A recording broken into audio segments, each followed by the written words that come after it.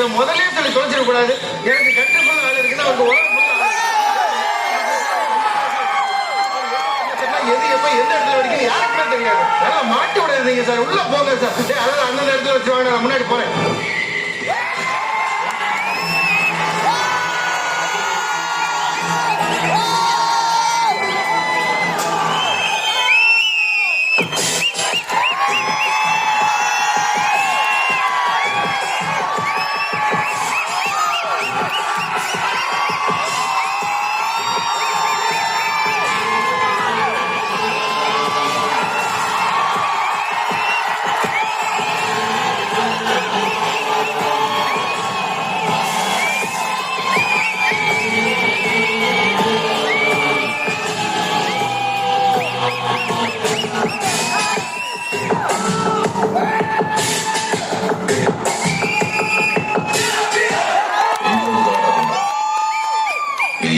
தெரியல.